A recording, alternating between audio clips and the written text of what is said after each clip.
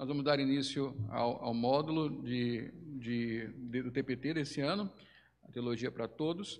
Reverendo Raimundo é pastor na primeira igreja presbiteriana de Belo Horizonte, também tem a vocação missionária, se prepara para alcançar o mundo com a pregação do Evangelho. Ele está com a sua esposa, nossa irmã Veridiana, está ali atrás, e com o seu filho mais novo, Felipe, está por aí também, né? Então, nós agradecemos desde já a presença de vocês, aceitarem o convite de estarem conosco. Então, vamos ao que mais interessa nesse momento, que é estudarmos a Palavra de Deus. Obrigado. Amém. Eu agradeço as palavras gentis do reverendo Alauli, ao conselho da igreja. Para mim é uma alegria estar de volta aqui, né? Bem representativa a Igreja Presbiteriana do Renascença, por uma série de motivos. Essa cidade de São Luís foi a cidade em que a minha avó materna nasceu, né? Então tem um histórico aqui envolvido. Tem algumas pessoas conhecidas também, né? Então de contextos outros, de Belo Horizonte, e algumas coisas mais. Eu não vou citar nomes para não cometer prejuízo. Irmãos, é uma alegria estar aqui. É um desafio, ao mesmo tempo que é um privilégio também estar com os irmãos falando numa conferência teológica, não é? Me permita fazer uso dessas palavras iniciais como palavras de apresentação, né? Então você vai poder acompanhar por aí aquilo que nós temos para dizer, e eu gostaria de fazer uma breve apresentação de nós para aqueles que não conhecem, tentar situar um pouco, até para entender um pouco a nossa fala, e as ênfases que nós vamos dar também pela própria formação. Eu creio que você consegue perceber um pouco aquilo que vamos dizer. Eu me chamo Raimundo Montenegro, sou ministro da Igreja Presbiteriana do Brasil desde 17 de fevereiro de 2001, formado em Teologia pelo Seminário Presbiteriano JMC, em São Paulo, e pela Universidade Mackenzie. Foi essa ocasião que conheci o reverendo Alauli. Nós fizemos a validação juntos, né, lá no Mackenzie, depois da formação teológica, com especialização em teologia pastoral, missiologia, pelo Centro Presbiteriano de Pós-Graduação Andrew Jumper. Então, aqui é a minha especialidade, né? Eu não sou especialista propriamente na área de teologia sistemática, mas na área de teologia pastoral, mais especificamente missiologia, com mestrado em Ciências da Religião pela Universidade Mackenzie, tendo pesquisado sobre a evangelização de muçulmanos, né? Como que o cristianismo busca alcançar os muçulmanos. A trajetória ministerial também é uma trajetória semelhante. Pessoalmente, né, falando um pouco do dado pessoal, casado com Veridiana Montenegro, que está ali atrás, pai de Esther, Davi, Arthur e Felipe. Só o caçula está conosco, os mais velhos ficaram lá em Belo Horizonte, não é? Sou pastor auxiliar na primeira igreja de Belo Horizonte, uma igreja centenária, com 108 anos, mais ou menos, né? A pioneira lá na capital das Minas Gerais. E professor na área de missões e história das missões no Seminário Presbiteriano de Belo Horizonte. Então, aqui é a minha especialidade, um pouco.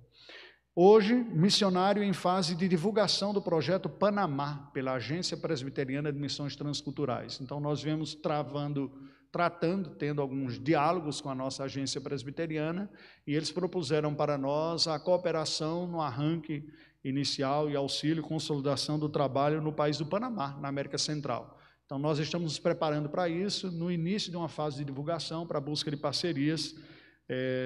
Pela graça do Senhor, no tempo da sua providência, nós pretendemos o mais breve possível nos movermos para uma nova jornada. Tivemos a oportunidade de servir como missionários transculturais na Albânia, na região dos Balcãs europeus, e um curto tempo em Portugal, né? Conheci o André Bá, né? Ouvindo o sotaque lusitano um pouco aqui, lembrando um pouco das palavras lá, né? E aqui estamos no Brasil depois de um certo tempo, mas com vistas ao regresso ao campo missionário transcultural. Bem, dadas estas apresentações iniciais, vamos entrar no que nos interessa, né? Que é o motivo de estarmos reunidos aqui em mais uma conferência teológica. A antropologia bíblica, é assim chamei o nome, né? Antropologia nada mais é do que o estudo do homem, né? Uma palavrinha composta de antropos, do grego homem, logia, de conhecimento ou estudo, portanto, antropologia, o estudo do homem. Nós estamos numa conferência teológica, então o que qualifica esse estudo é o estudo teológico desse assunto. A antropologia se tornou uma ciência bastante conhecida com a emancipação de ciências humanas. Não é incomum você ouvir pessoas falando sobre conceitos como cultura, interculturalidade, também é uma das áreas de meu interesse particular, mas não falarei com vocês na qualidade de um intérprete de antropologia cultural, embora em algum momento a gente possa fazer algumas avaliações e implicações nesses aspectos também. A nossa condição hoje é ter um estudo do homem a partir da revelação bíblica. Por isso nós chamamos de uma antropologia bíblica. Como a palavra de Deus revela, nos ensina quem é o ser humano. Isso nos remonta à abertura da obra conhecida como obra magna de teologia da Reforma Protestante, que é as Institutas da Religião Cristã, do reformador João Calvino. Ele abre a sua obra clássica falando de que os dois conhecimentos essenciais para a humanidade são precisamente o conhecimento de Deus e o conhecimento do homem. Eles estão interrelacionados. Tá?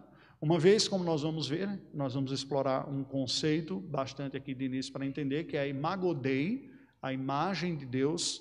Nós não conseguimos entender precisamente quem o homem é sem olhar para Deus, e não conseguimos entender quem Deus é também, sem considerar este que está olhando para Deus, que é o homem. O estudo de Deus é um estudo feito a partir da revelação que ele deu ao homem. Portanto, acondicionada à capacidade, à competência a quem o homem é. De tal maneira que estudar Deus pressupõe algum conhecimento humano, e estudar o homem pressupõe algum conhecimento de Deus. Estes dois conhecimentos estão interrelacionados. Se nós olharmos o próprio termo teologia, que significa o estudo de Deus, theos, do grego, logia novamente, né, de estudo, o estudo de Deus, não significa dizer que você consegue colocar Deus no laboratório, dissecá-lo, fazer um exame de DNA, não é isso, né? A teologia, propriamente, se formos definir como ciência, é a ciência que estuda a revelação que Deus fez de si mesmo, e de uma forma segura na Escritura Sagrada. Então, podemos colocar como objeto de estudo da teologia a autorrevelação divina, especialmente escriturística. E assim nós fazemos um recorte. Que tipo de estudos nós estamos fazendo? Sobre Deus, vocês tiveram, eu não sei quem foi o reverendo Weber quem deu a disciplina? Pois é a área por excelência dele, né? Certamente vocês beberam bastante aqui, foi meu professor na graduação, né, de Teologia Sistemática, reverendo Weber Carlos de Campos, que domina este assunto. Nós estudamos, portanto, esta revelação que Deus fez de si mesmo. E entre esta revelação de Deus ao homem está a revelação que Deus faz ao homem sobre o próprio homem. É este recorte que nós vamos fazer nestes 2 dias aqui. Olhando a revelação bíblica e perceber o que Deus mesmo nos disse sobre quem somos nós, o ser humano. Nós ouvimos muitas vozes buscando definir, explicar e conduzir até a humanidade. Muitos ensinos e muitas ciências nas áreas humanas, né, chamadas ciências humanas, tentando explicar o homem a partir de várias aproximações. Uma aproximação social, a sociologia, uma aproximação cultural, a antropologia cultural, uma aproximação da psique, a psicologia. O que nós vamos fazer é uma aproximação bíblica, o que a Escritura de Deus, como revelação de Deus, diz sobre o ser humano. E assim eu fecho a delimitação de qual é o escopo do nosso estudo, né? Hoje, nesse primeiro momento, essas apresentações de introdução que eu estou fazendo, a apresentação pessoal e a apresentação de curso, me permita apresentar em visão geral aqui qual é a nossa proposta. A introdução do curso em Antropologia Bíblica, e com Antropologia Bíblica, como já foi bem introduzido, significa dizer que nós vamos estudar o ser humano, o que pressupõe, para nós entendermos quem é esse ser humano, eu já dei uma dica aqui primeiro, a imago Dei, que é uma doutrina extremamente importante, a imagem de Deus para entender quem somos, mas imediatamente uma outra doutrina que é chamada de hamartiologia, que vem de hamartia, que é pecado em grego. Então, você não entende o ser humano sem entender esta imagem e semelhança, essa imago Dei, mas não entende o ser humano real, você mesmo, com quem você se encontra, e os outros com quem você se encontra, sem entender o pecado. Mas não entende ainda completamente o que é o ser humano, sem entender um desdobramento futuro. Então, nós vamos ver essas etapas aqui, que, na verdade, serve de estrutura para este módulo de teologia. É o que vem a seguir. Alguns estudiosos e teólogos já falaram que, para você ter uma visão cristã do mundo, é preciso entender a realidade como resultante desses 4 momentos. Alguns falam em 3, cuja parte final da terceira é o 4º, que está designado aqui. Criação, queda, redenção e consumação. O que nós conhecemos como realidade, que está ao nosso redor e até mesmo em nós, é uma resultante destes movimentos sobrepostos. O movimento de criação original, dada por Deus, toda a realidade existente é fruto de uma ação criadora de Deus.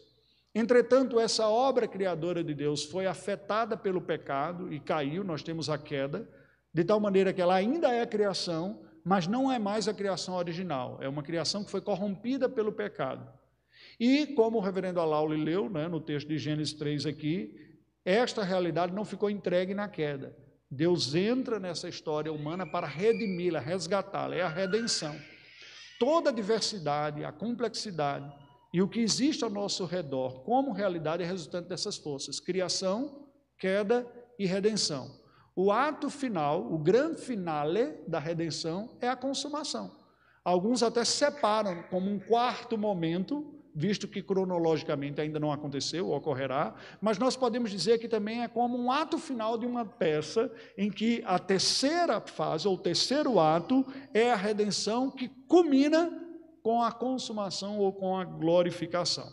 Então nós vamos ver um pouco, na verdade, este módulo está montado nessa estrutura, entender o ser humano como obra criada por Deus, o que é importante nós sabermos da sua criação original, como um ser que foi afetado pelo pecado, pela queda, e aí o pecado, e depois que experimenta a redenção e que chegará a uma glorificação, que é a consumação. Esta correlação, nós vamos fazer uma correlação com a antropologia teológica de Agostinho, Santo Agostinho, que definia estes estágios da vida do homem em 4 fases, e cada uma delas que a gente for apresentar aqui, eu vou apresentar o conceito agostiniano e como nós vamos desenvolvê-lo, tá bom? Então, essa é a forma como nós vamos seguir esta primeira parte. Eu me utilizei de uma bibliografia resumida, simples, aquelas que eu uso no meu dia a dia, no meu ministério pastoral, na primeira igreja de Belo Horizonte. Uma das áreas da minha atuação na primeira igreja é a área da educação cristã. Então, eu sou do corpo pastoral, a pessoa responsável pela educação cristã do corpo pastoral. Né? Então, junto com a superintendência de escola dominical, a gente pensa todo o currículo. E no dia a dia, né? Então, uma bibliografia básica, obviamente, a Escritura Sagrada, a autoridade, ela é a autoridade final, é dela que vem todo o nosso conteúdo de crença, né? Os símbolos de fé de Westminster, a saber, a confissão de fé e os catecismos breve e maior. Em algum momento a gente vai ler um trecho disso aqui para nós entendermos. Um material para a escola dominical, as doutrinas da graça, de John Benton e John Pitt. Ele tem uma abordagem muito interessante quanto aos concursos divinos, a correlação entre a soberania de Deus e a responsabilidade humana. Dá muito nó na cabeça de muita gente que começa a estudar a fé reformada e diz assim, se Deus é soberano, decretou todas as coisas, e nós, onde é que a gente entra nessa história? E aí a pessoa fica com um pouco de dificuldade de se entender como ser humano e agente neste mundo se há um Deus soberano. Então, nós pretendemos trabalhar um pouco disso aí também. Uma obra clássica sobre a antropologia bíblica, que é Criados à Imagem de Deus, de Anthony Hookman, editado pela nossa editora presbiteriana, né? A editora Cultura Cristã. Assim como algumas partes retiradas de um compêndio introdutório, para quem quiser ter uma leitura inicial de teologia sistemática, e não especificamente um ponto. Nós encomendamos essa obra, Somos Todos Teólogos, do Robert Sproul, um teólogo que faleceu há poucos anos atrás, editado pela editora Fiel.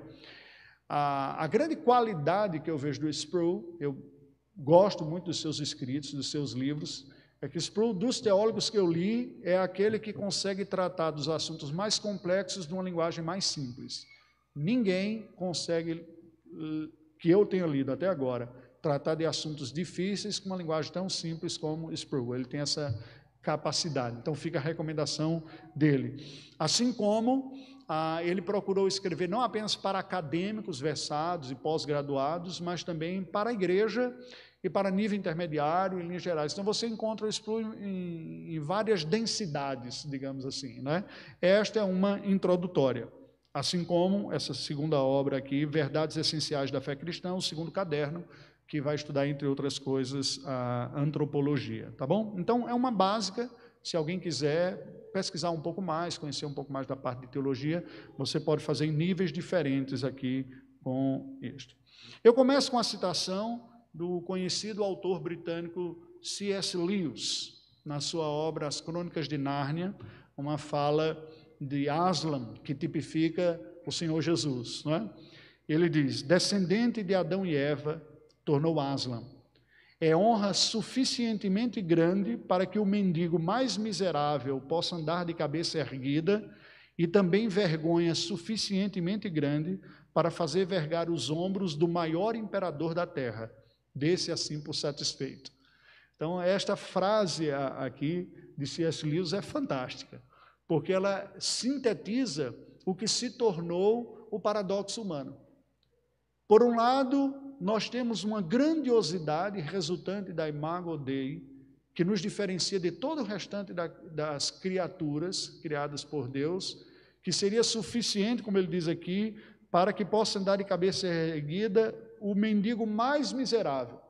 Mas devido ao pecado e à corrupção que o pecado trouxe, o efeito é tão grande que até o mais nobre dos reis, o maior dos imperadores da terra, deveria ter os seus ombros vergados. É este o paradoxo humano, né? Nós não somos a espécie mais forte fisicamente, né?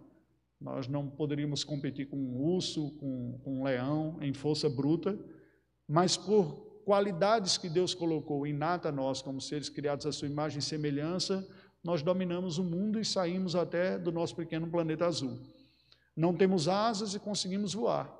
Não temos brânquias e conseguimos descer nos mares. Não temos a velocidade do guepardo, mas quebramos a barreira do som. E tudo isso como fruto de potências que Deus nos deu. Esse ser humano que tem qualidades tremendas, também é capaz de usar esse potencial tremendo para a destruição. Foi essa espécie que se dizimou no século XX com 2 guerras mundiais, que produziu chacinas, né? Xenofobia, eliminação de outros povos.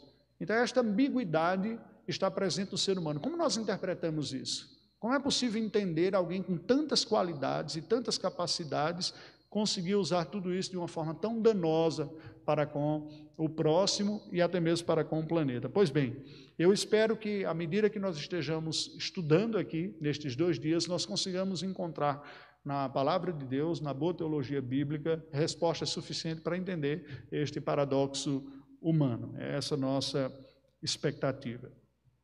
Então, sendo assim, nós entramos, eu corri um pouco na primeira parte, né? Na doutrina da criação, esse primeiro momento, destacando a doutrina da imago Dei, que em latim significa a imagem de Deus. Vamos começar o primeiro momento.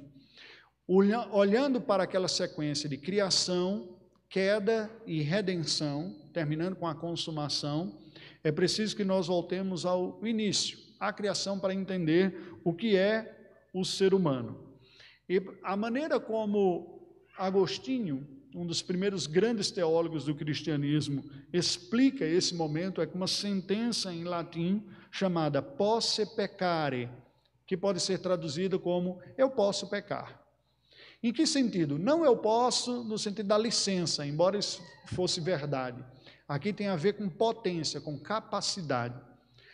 O que Agostinho está dizendo com isso é, embora o ser humano tenha sido criado originalmente santo, justo, puro, porque diz o texto sagrado no livro de Gênesis que tudo que Deus fez era bom, e no último dia viu Deus que era tudo muito bom, o dia que criou o ser humano. Tá? Em Gênesis capítulo 1, no relato final. Nada do que Deus fez não foi bom. Logo, o ser humano que fora criado por Deus mesmo também foi criado bom, sem corrupção, sem maldade. Entretanto, criado com uma característica chamada livre-arbítrio, o que significa dizer com potência dentro de si de agir contra a sua própria natureza. Apesar de ter sido criado bom, o ser humano foi criado com uma liberdade tal que ele conseguia agir contrária à sua natureza, que era originalmente boa. É este o conceito preciso de livre-arbítrio. A palavra livre-arbítrio sofre uma alteração e é usada consensualmente pelas pessoas ali como sendo: eu sou absolutamente livre para fazer o que eu quiser da minha vida e tomar a escolha que eu queira, não é? E aí não consegue entender estas dimensões até existenciais que estão por trás. Quando na teologia nós precisamos ou usamos o termo livre-arbítrio, nós não estamos com isso falando de uma capacidade de tomada de decisões, porque a capacidade de tomada de decisões é inata ao ser humano. Nós tomamos decisões o tempo todo por sermos seres racionais, que pensam, que refletem, que chegam a conclusões. O que o livre-arbítrio está dizendo, ou o que o calvinista diz quando diz que o homem não tem mais livre-arbítrio, é que ele não tome decisões. O que se diz é que o homem não tem mais a capacidade de tomar decisões contrariamente à sua natureza. Mas é o segundo momento que a gente vai ver daqui a pouco. Por ora, fiquemos com isso. O ser humano que foi criado santo, justo e bom, foi criado com a capacidade de agir até mesmo contrário à sua própria natureza. Isso entra no mistério até dos seres racionais, porque esta característica também esteve presente numa outra categoria de seres criados por Deus, que não é objeto do nosso estudo aqui, seria da angeologia, né, se tivesse um outro módulo aí, que são os anjos, né, seres também racionais, também inteligentes, e que também tinham capacidade de agir, tanto que houve uma rebelião primordial. Bem, o homem em seu estado original foi criado com esta capacidade de tomadas de decisões, de escolhas contrárias à sua própria natureza. Vamos abrir a Bíblia em Gênesis capítulo 1, versículos de 26 a 28. Eu peço que alguém leia, por favor, em alto e bom som, por favor.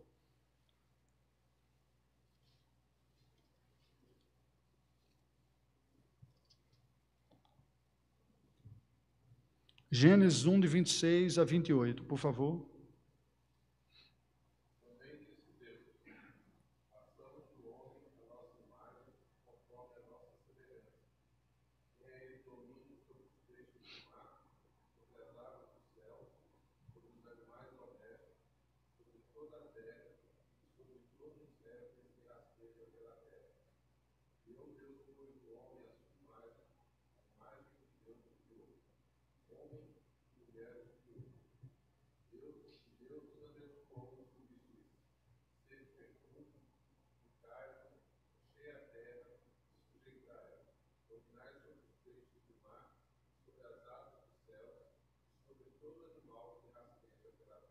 Ok, obrigado.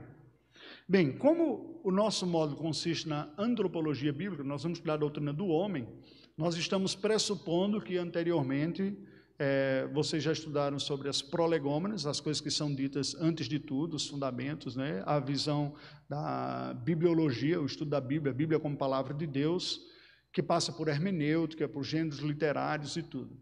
Quem cai de paraquedas chega assim e diz: mas esse texto quer dizer... Então, a nossa interpretação, o nosso uso do texto bíblico é que o texto bíblico é um texto narrativo histórico. O relato da criação é um relato histórico, não é um relato poético, não é mitológico também, ele é histórico. Ainda que a composição do texto seja simétrica, harmoniosa, própria de uma literatura hebraica.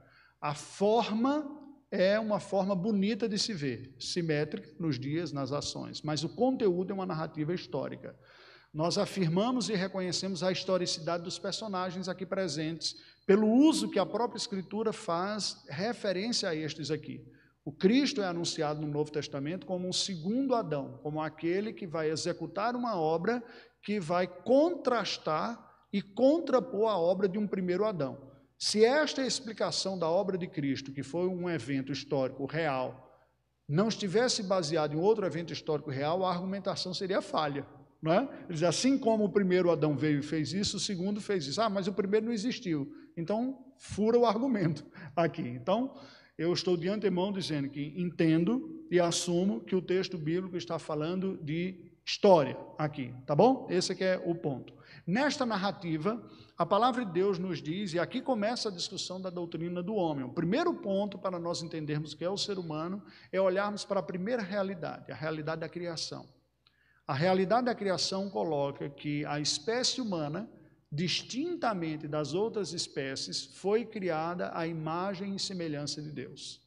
Esse é um ponto inicial, um ponto de partida.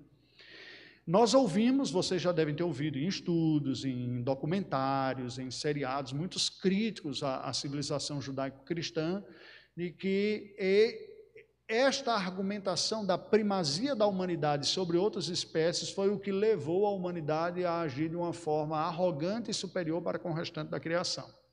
E aí defraudar o planeta e dizimar espécies e coisas desse tipo. Esse argumento é falacioso no seu conteúdo, porque o mesmo contexto narrativo da criação do homem, que o põe como um ser criado à imagem e semelhança de Deus, o põe responsável diante dessa criação. As duas coisas estão juntas. Se o homem agiu com responsabilidade ou não, depois é outra história, não é? Mas a narrativa bíblica não diz, olha, você é melhor, você está numa posição de destaque, portanto, vá à forra. Não é isso que o Senhor Deus diz. Ele diz, porque você está nessa condição, você tem responsabilidade sobre os outros. Não é?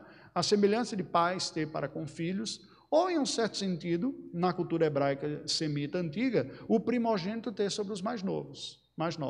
Não é? Você vê que há um destaque para a figura do primogênito e responsabilidades que ele tem também. O Senhor Deus cria o ser humano à sua imagem e semelhança. Alguns, especialmente na teologia católica romana, tentam fazer uma distinção entre esses termos de imagem e semelhança. Termos hebraicos que são tidos normalmente como termos sinônimos ou similares. Sproul coloca esses termos imagem e semelhança do hebraico como sendo endíades, que significa termos equivalentes. A imagem de Deus, a semelhança de Deus indicam a mesma coisa, não são aspectos diferentes, são termos sinônimos. Isso é uma outra característica da linguagem hebraica. É muito comum, na linguagem hebraica, em que foi escrito o Antigo Testamento, uma ideia ser reforçada pelo paralelismo.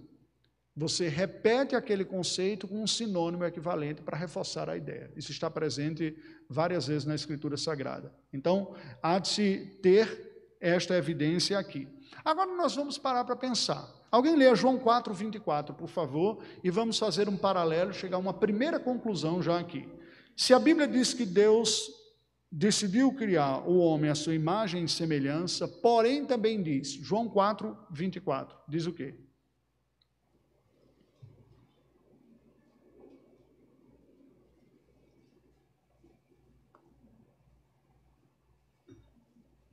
Quem encontrou pode ler, por favor. Deus é Espírito e importa que os seus adoradores o adorem em Espírito e em verdade. Ok. Qual é a afirmação da natureza essencial de Deus que nos é dita aí? Deus é Espírito. O texto de Gênesis diz, façamos o homem à nossa imagem e semelhança. Como é que você harmoniza essas duas afirmações aí? Pense um pouquinho. Pode falar. Não vou... Uma dedução lógica que nós chegamos é que a imagem e a semelhança de Deus não está na nossa natureza física, mas na natureza espiritual. Tá bom? Então, assim, Deus fez o homem semelhante a ele, com braço, com perna. Não, isso não tem nada a ver, porque a Bíblia diz que Deus é espírito, tá bom? A imagem e a semelhança de Deus estará no seu aspecto imaterial, não na materialidade. Aqui são pontos importantes que nós precisamos entender. Aquilo que na teologia nós vamos falar de atributos comunicáveis de Deus, ou seja, características que Deus tem, que Ele compartilha com o ser humano. A saber, amor. Deus ama, nós amamos. Mesmo pecadores, pais e mães amam filhos. Vocês se amam. Quem está casado aqui, eu quero acreditar que foi por amor que vocês decidiram se casar, não é? Tá certo? Então, nós amamos. Bondade. A capacidade de agir com benevolência, querer o bem do próprio, é um reflexo dessa imagem de Deus em nós, essa intencionalidade do bem. Você não tem uma intencionalidade do bem no mundo criado que não seja o ser humano. Existe um bem instintivo, de uma cooperação coletiva, não pensada, não refletida, não tensional, mas instintiva. Justiça. Não é? Sabe aquela indignação que você sente quando vê algo inadequado acontecendo? Essa indignação que está presente até mesmo pessoas que não são cristãs, são até ateias. É uma centelha deste atributo comunicável de Deus, a justiça que nós carregamos dentro de nós. Aquilo que Paulo fala da lei de Deus implantada em nosso coração. Retidão. A razão, a capacidade reflexiva, de análise, de tomada de decisões. Não há crise de consciência no mundo animal. Você não vê um galo perturbado porque está saindo com muitas galinhas, não é? Não vê. É próprio da sua espécie, do que tem. O ser humano sente culpa. Então isso tem a ver com razão. Sabedoria. A capacidade de juntar o conhecimento e tomar decisões que sejam úteis. Estes atributos todos, amor, bondade, justiça, retidão, razão, sabedoria, são precisamente atributos originários em Deus, que é amor, que é santo, que é justo, que é reto, que é bondoso, que pensa, planeja, governa, que ele compartilhou com a espécie humana. É aqui que está a imagem e a semelhança de Deus. A imagem e a semelhança de Deus está neste reflexo que a humanidade tem dos atributos comunicáveis de Deus. O texto bíblico nos aponta para um potencial que era ainda maior antes do pecado. Dá uma olhada em Gênesis 2, versículos 19 e 20. Alguém lê, por favor. As referências bíblicas eu vou pedir para vocês irem lendo, para pelo menos vocês participarem um pouquinho e eu poder beber água de vez em quando. Gênesis 2, 19 e 20. Havendo, pois, o Senhor Deus formado da terra todos os animais do campo, todas as aves do céu, trouxe-os ao homem para ver como este lhe chamaria. E o nome que o homem desse a todos os seres viventes, esse seria o nome dele. Deu nome o homem a todos os animais domésticos, às aves do céu e a todos os animais selvagens.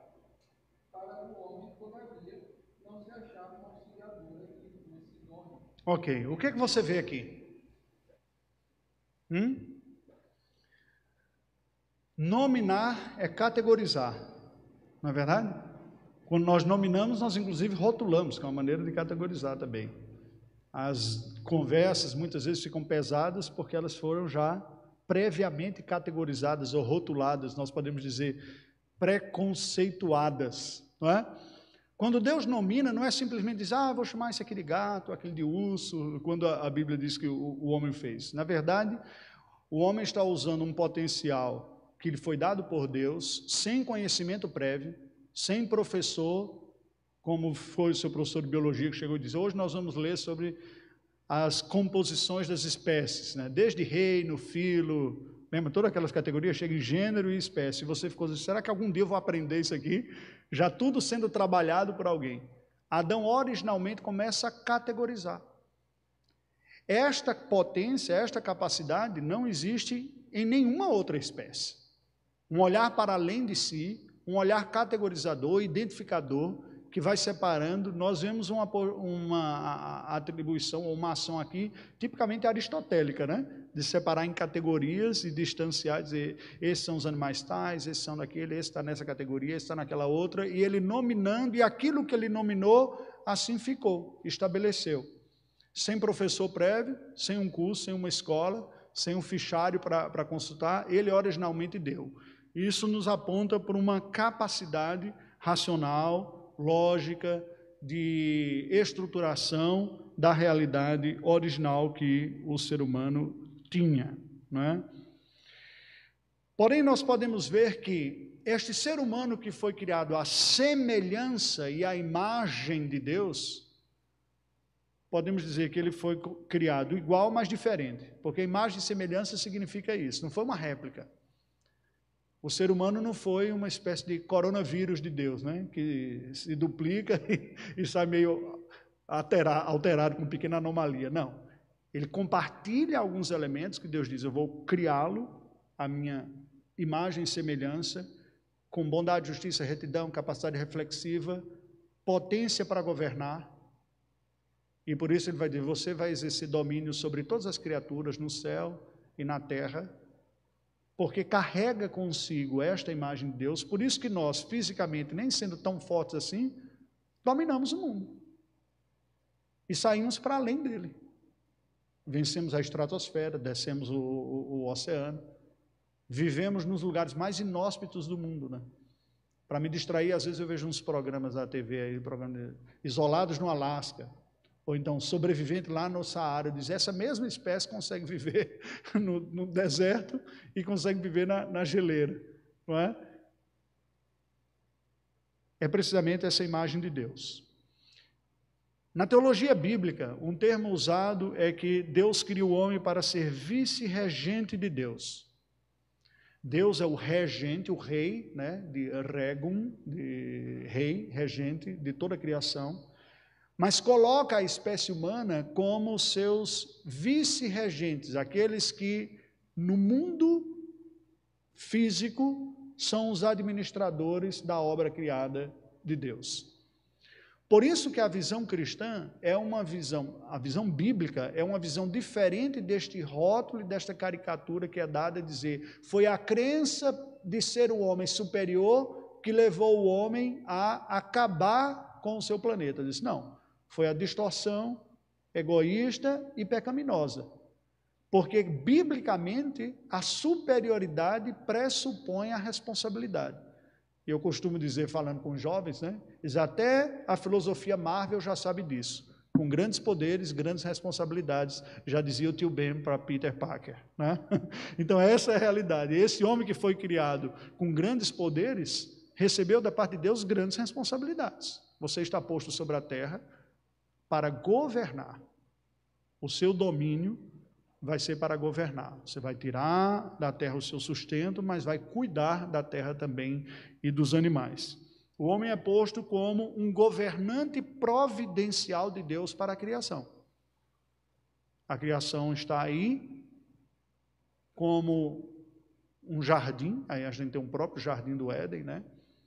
E o ser humano foi colocado como administrador, para acompanhar o que está sendo feito. Dá uma olhada em Gênesis capítulo 2, como a Bíblia descreve isso de uma forma tão bela, e aqui você vê a potência da narrativa bíblica da criação. 2 capítulos apenas, mas que só eles daria para a gente ficar dias estudando. O versículo 15 diz o quê? Gênesis 2,15.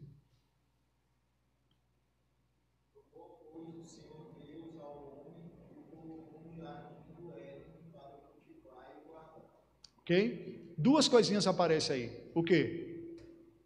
2 funções, 2 atividades. Cultivar e guardar. Na teologia bíblica, a teologia pactual, que nós vamos trabalhar aqui também, isso aqui encerra aquela área do pacto. Pacto é um contrato soberanamente estabelecido por Deus, um contrato vital que regula as relações humanas. A relação com Deus, mandato espiritual ou religioso, a relação com o próximo, o mandato social, e a relação com o mundo, o mandato cultural. Aqui está um resumo do mandato cultural, onde diz, você foi colocado sobre o jardim para o cultivar e guardar. Isso pressupõe trabalho, capacidade laboral e responsabilidade de mordomia, cultivar e guardar. Estes dois pontos estão em harmonia primordial, estabelecido por Deus para a primeira geração humana já. Você vai retirar da terra o que você precisa para se manter, mas com um potencial qualificador de cuidar e de preservar. Os limites da sua capacidade de transformação são os limites da ética, da responsabilidade, da interação. Tudo isso foi dado originalmente. Isso derruba esta argumentação de que é uma cultura judaico-cristã patriarcal que levou à delapidação do planeta. E aí vem filosofias neopagãs, né, como o veganismo e coisas desse tipo, dizer você tem que respeitar, toda vida merece respeito. Sim, merece. Mas a Bíblia apresenta uma maneira de você enxergar. Você não diminui o ser humano dessa posição diferenciada de ter sido criada à imagem e semelhança de Deus, igualando na qualidade e na importância com todos, mas responsabilizando pela sua posição. Aliás, nós fazemos isso, não é verdade? A própria lei humana se baseia nesse pressuposto, de que as pessoas emancipadas têm uma responsabilidade maior do que aquelas que ainda não são emancipadas. Os pais respondem pelos filhos, porque não são ainda emancipados. Mas uma vez que são, a responsabilidade é plena. Quando a minha filha fez 18 anos, há 2 meses atrás, nós, nesse contexto de pandemia, né, não tinha comemoração com muitas pessoas, se bem que a gente não tem com muita gente mesmo, não, costuma ser mais familiar. Nós fizemos uma espécie de rito de passagem lá em casa, né? Claro, um rito de passagem reformado, né? Presbiteriano, brasileiro, bem modesto, né? Mas foi feito em que eu fiz questão de pegar alguns elementos simbólicos, colocar sobre a mesa, dar uma palavra para ela e dizer, olha, você está passando de uma fase da sua vida para uma outra fase. Uma fase em que a tão desejada maior liberdade vai ter em alguma medida, mas acompanhando isso uma maior responsabilidade. Eu não posso continuar lhe tratando para sempre como uma criança, mas uma vez que você ganha essa nova fase, você ganha com isso novas responsabilidades também. E aí lemos alguns textos bíblicos e comemoramos os 18 anos dessa maneira, não é? Hoje, cedo, nós fomos pegá-la lá, vindo de um curso que ela foi fazer em São Paulo. Foi a primeira vez que a gente deixou a nossa filha ir sozinha para outro lugar, não é? E depois voltar. Não foi como certas pessoas que mandaram até para outros países, né? Não chegou a tanto. Alguns que eu conheço aqui da história, né? Nossos passos são um pouquinho mais curtos. Mas eu estou falando isso só para destacar esse ponto, de que a Bíblia não faz uma espécie de socialismo existencial para valorizar igualmente toda a criação. Não existe essa mentalidade na Bíblia. Por mais que exista uma expectativa de que é no igualitarismo que a justiça ocorra, não é isso que aparece na palavra de Deus. A justiça na palavra de Deus é proporcionalidade. A quem muito é dado, muito será cobrado. É assim que aparece na Escritura de Gênesis e Apocalipse. Não é que todo mundo recebeu a mesma coisa. Leia a sua Bíblia e você vai ver. Do Gênesis e Apocalipse está assim. A palavra dos talentos. Um recebeu 10, um recebeu 5, outro recebeu 1. Quem recebeu 10 responde por 10. Quem recebeu 5 por 5, quem recebeu 1 por 1. E por aí vai, em tudo. Esta espécie que fora criada à imagem e semelhança de Deus tem uma carga de responsabilidade proporcional à natureza. Não haverá um julgamento final para as outras espécies. O que você fez com as galinhas do seu terreiro? O galo, responda, né? Não haverá, mas haverá uma responsabilização para conosco. Ok? Vamos seguir. O que nós vemos ainda nesse ponto aqui, esse igual, mas diferente. Em que sentido o homem é igual a Deus? Nos atributos comunicáveis de Deus, na sua natureza imaterial, qualidades morais ou qualidades metafísicas, aquilo que vai para além do físico. É nesse sentido que nós captamos a semelhança de Deus. Mas nós somos diferentes em potência. Porque, por exemplo, vamos pegar os clássicos, né? Aquelas primeiras características de Deus que diz, vocês devem ter aprendido desde a escola dominical. Deus é onipresente, onisciente, onipotente e imutável. Lembra disso? O homem não é nenhum desses omni. Nós não somos todo poderosos, mas somos poderosos. Temos um poder considerável, não tanto de força, não é? Deus é onisciente. Nós não somos oniscientes, mas nós somos cientes, somos seres inteligentes. Certo? Onipresente, só Deus é onipresente, porque Ele é eterno, Ele está em todos os lugares. Nós somos presentes só. Você não pode estar em 2 lugares ao mesmo tempo. Ok? Então, há uma diferença de potência, mas há uma diferença de natureza também. Em Gênesis 2:7, nós lemos. Alguém lê, por favor?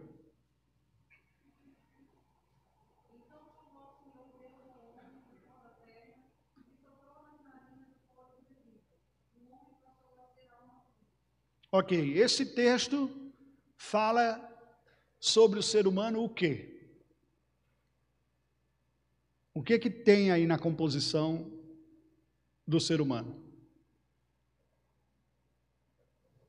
Tem uma realidade física, não é? Que veio de uma composição até química da natureza. Por isso que nós, depois de morrermos, nos degeneramos, o corpo se decompõe e é absorvido pela natureza. O homem não é semelhante a Deus no seu aspecto físico. No seu aspecto físico, ele é semelhante ao restante da criação. Essa é a visão bíblica. Na sua natureza espiritual está a semelhança de Deus. Sua capacidade reflexiva, moral, de julgamento, de retidão, de bondade, de tomada de decisões, de domínio. Tudo isso é metafísico, é reflexivo, é simbólico, é imaterial. Isso é a parte imaterial nossa. Nós somos criados, e esse texto deixa claro aqui, como um ser de dupla natureza. Uma natureza física, com a qual nós nos conectamos com o restante da criação. E compartilhamos uma realidade muito similar. Daí até algumas pessoas chegarem a negar realidades espirituais, porque ao estudarem o ser humano na sua realidade natural, encontram uma profunda similaridade com o restante da criação. A biogênese humana é igual aos outros animais. A fecundação, o desenvolvimento do feto, inclusive das imagens. Se você pegar imagens de embriões, primeiros dias, meses, no início não dá nem para você saber que espécie que é. Depois que as células vão ficando mais dedicadas, é que o formato vai ganhando um pouco mais. Essa etapa de desenvolvimento é semelhante.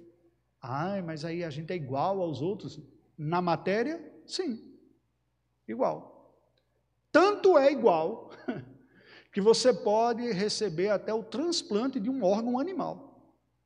Eu me lembro quando pastoreava lá em Guarapari, um senhor que eu conheci, que era diácono de uma igreja lá de Belo Horizonte.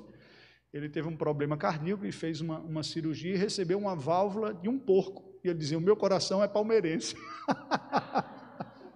Porque tem uma válvula de um porco aqui. Aí você fica pensando, que coisa desumana, né? Não tem problema nenhum.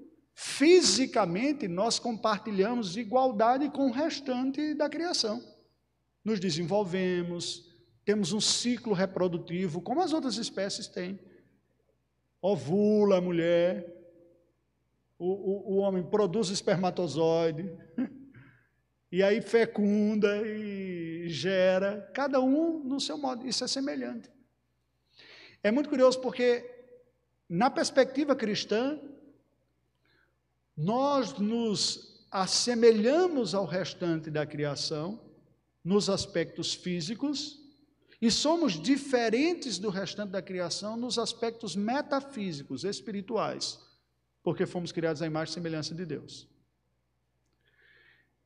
Em muitas tribos brasileiras e culturas ameríndias, ocorre a ordem inversa, aquilo que a antropologia cultural chama de perspectivismo ameríndio americano, né? Basicamente aqui, em que eles interpretam que a similaridade está não no aspecto físico, mas no metafísico, e a diferença está no físico.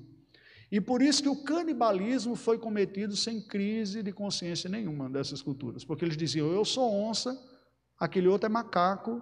Dentro da concepção antropológica e cultural dessas tribos, o que unia as pessoas eram as espécies por natureza metafísica. Então, quem vinha de um clã da onça, era tudo onça, igual a própria onça, inclusive. Eles eram da mesma espécie metafísica. E por isso eles poderiam tranquilamente comer o macaco. A onça não come o macaco? Sem crise de consciência, estou comendo o meu semelhante. Não, estou comendo um diferente. Então, eles poderiam fazer isso. Só para ilustrar um pouco como funciona a lógica interpretativa da realidade de alguns. O que a Bíblia descreve é a lógica oposta do perspectivismo. Nós somos semelhantes no aspecto físico. Compartilhamos o ciclo da vida como um todo, tomamos partes semelhantes, inclusive na carga genética, né? Se você for fazer um teste, porque o exame de DNA só pega a parte material, não pega a parte espiritual. Estou vendo aqui o gene da semelhança de Deus aqui. Não vai pegar, ela é metafísica. A semelhança de Deus não vai passar pelo exame, vai passar a física, tá bom? Nesse sentido, nós somos diferentes, porque Deus não é matéria. Deus é espírito, como o texto que nós lemos anteriormente. E Ele cria um ser que tem uma dimensão física e tem uma dimensão metafísica, que é o ser humano. Portanto, um ser de dupla natureza. Nós temos corpo e alma, carne e espírito. Uma parte física, uma parte metafísica. Ok? Assim fomos criados originalmente, um ser dual. A perspectiva cristã é uma perspectiva original e distinta de outras. Olhar o homem com um ser de dupla natureza é um privilégio do cristianismo, é exclusivo do cristianismo? Não. Mas dessa forma, sim. O mundo grego antigo também via o ser humano como um ser dual, porém em conflito. Para a cosmovisão grega, pagã, pré-cristã, platônica, o homem era uma alma aprisionada numa estrutura física. A realidade física era um acidente e não uma coisa boa. Eles até mesmo atribuíam a física a um acidente, né? Havia a atribuição de como os gnósticos antigos falavam, de um Deus mau que teria criado a matéria. O cristianismo diz, não, as duas coisas são boas, originalmente criadas por Deus. O ser humano vive em uma harmonia dessa dupla natureza, que o compõe. Essa unidade essencial da natureza dupla humana, e não partes em tensão. A ideia de que o ser humano vive em tensão vem do mundo pagão, não da visão cristã. Você pode dizer, pastor, mas a Bíblia não diz que a carne milita contra o espírito contra a carne. Nós estamos falando de um conflito pós-queda, que não é essencial à natureza, mas é essencial ao desvio. A gente vai tocar nela quando chegar na queda, tá bom? Originalmente nós temos essa dupla natureza. Vamos dar uma olhada aí, 1 Coríntios 15, 45. Alguém lê, por favor?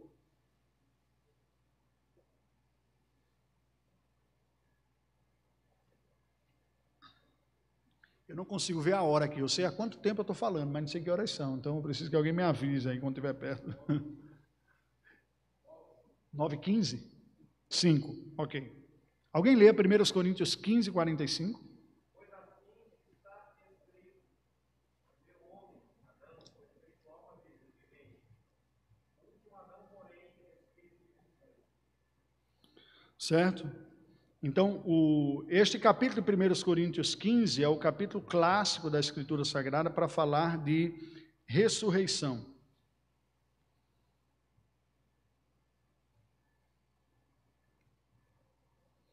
Vamos seguir. Opa, acabou sofrendo uma pequena alteração aqui, vamos ver. Sempre tem a hora da treta, né, teológica. A gente tem uma geração que gosta de uma treta, de uma tensão, né? Pastor, o homem é dicotomia ou é tricotomia? São 3 ou são 2? De antemão, deixa eu apresentar, antes de entrar na tensão, pensar biblicamente. O que nós temos visto até aqui, a partir da própria criação, é que o que Deus criou foi bom. Deus cria todo o universo. Dentro do universo, ele cria uma espécie a qual ele comunica alguns atributos, algumas qualidades suas, morais, metafísicas. Portanto, este ser que recebe atributos metafísicos, mas já tem uma natureza física também, é um ser de dupla natureza em harmonia, que é composto de uma dimensão física e uma dimensão metafísica. A ênfase da Escritura o tempo todo ao falar do ser humano é que o ser humano é uma unidade psicossomática. Nós somos um ser que vive e existe sob a forma de dupla natureza. É tanto que uma coisa afeta a outra. Quando você tem problemas físicos, isso abala o estado de sua alma. Quem sofre dores constantemente, isso tende a exercer uma certa pressão sobre o estado da sua alma, a maneira como você se sente. E a pessoa que está de bem com a vida, tende até fisicamente viver melhor também, por causa desta ligação, desta dupla natureza que há em nós. Esta é a ênfase bíblica. As tretas vêm, a pessoa diz, é isso, aquilo outro, e mais tentando dividir o homem, que não é como a Bíblia apresenta. A Bíblia apresenta o homem como uma unidade destas naturezas, do que de um ser de naturezas em conflito. Mas eu gostaria de abordar alguns pontos aqui. É levantado por parte de alguns uma suspeição quanto a esta visão do homem dual, de uma natureza dupla, né? Física e metafísica. Diz, olha, alma é uma coisa, espírito é outra coisa. Uma distinção que é estranha à palavra de Deus. Quer ver? Vamos dar uma olhada aí. E aí eu peço que duas pessoas leiam, uma e outra, cada um desses pontos, tem 2 versículos aqui para a gente perceber. Mateus 10, 28 e 1 Coríntios 7, 34.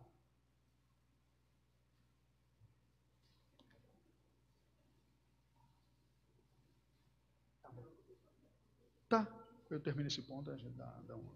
Vamos fazer o seguinte, vamos ter um intervalinho de uns 5 a 10 minutinhos, pode ser? Aí a gente já volta lendo todos esses versículos aqui, que a gente vai ver corpo e alma, como é que funciona aqui alma e espírito, tá bom? Então, joia.